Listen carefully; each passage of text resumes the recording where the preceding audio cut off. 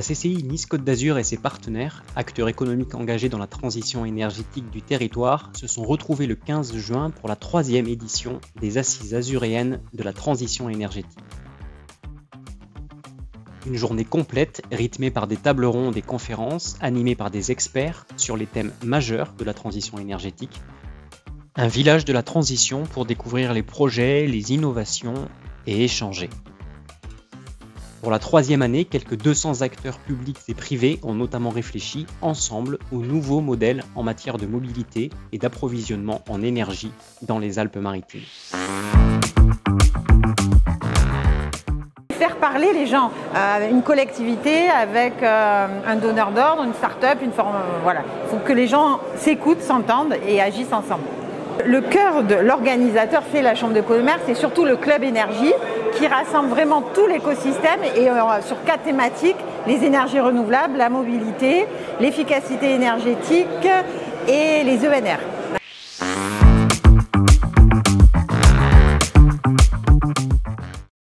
On a maintenant 41 500 salariés sur le territoire, c'est 10 000 de plus qu'il y a 10 ans, c'est 6 000 de plus qu'il y a 5 ans. Et ça veut dire que ces salariés, ils n'habitent pas tous sur ce poste. Je dirais même que c'est une infime minorité qui y habite. Donc ça veut dire que la stratégie de déplacement ne peut pas être purement une stratégie de la communauté d'agglomération. Et il faut que nous travaillions ensemble sur les déplacements au niveau des Alpes-Maritimes et même un peu sur le. La mobilité est certainement au cœur du sujet de la transition énergétique et sur le territoire de Casa. Le transport, le secteur des transports, c'est le premier consommateur d'énergie et émetteur de gaz à effet de serre. Le plan de mobilité qui a été initié sur Casa 2040, il se fait aussi en collaboration avec la Chambre de commerce et d'industrie et nous sommes partenaires dans cette démarche.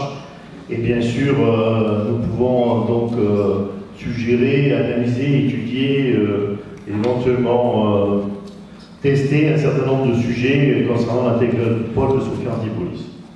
Alors à côté du club d'ailleurs des entreprises de Sophia Antipolis, nous réalisons une étude de mobilité qui consiste à géolocaliser tous les usagers de la technopole au travers de plus de 18 000 données que nous avons à traiter et analyser. Tout cela bien sûr pour arriver à pouvoir donner des orientations, pour faire des analyses.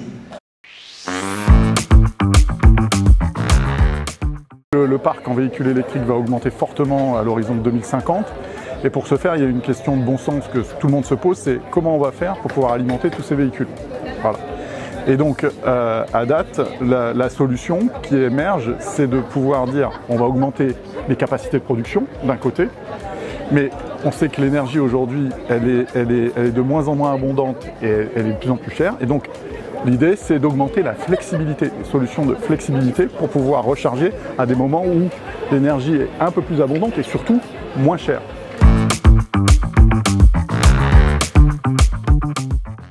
Aujourd'hui, on distribue un gaz fossile.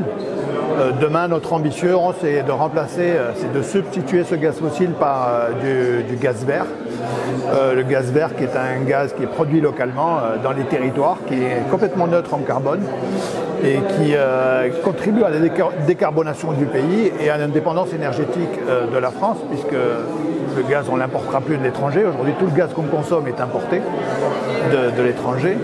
Demain, ce sera du gaz essentiellement produit en France. On a un très bel exemple à Cannes-sur-Mer, avec la STEM de Cannes-sur-Mer, qui produit du biogaz, qui produit l'équivalent de 5000 logements chauffés au biogaz. Donc c'est une production qui est conséquente et demain on est en train de développer un projet avec les industriels de la parfumerie, avec le syndicat Prodarome, qui consistera à faire du biogaz à partir de leurs déchets, les déchets qui sont des drèches ou les effluents des parfumeurs. Puis on annonce déjà la 4e, puisqu'il va y avoir un passage de relais et je peux vous dire où c'est déjà. Alors, donc ce sera à Menton dès l'année prochaine et on en est ravis.